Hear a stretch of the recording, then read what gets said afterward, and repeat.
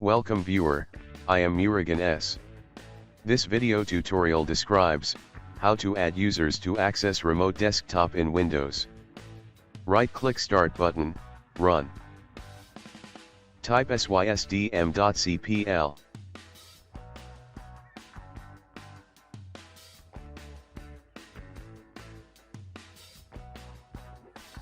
Click Remote tab.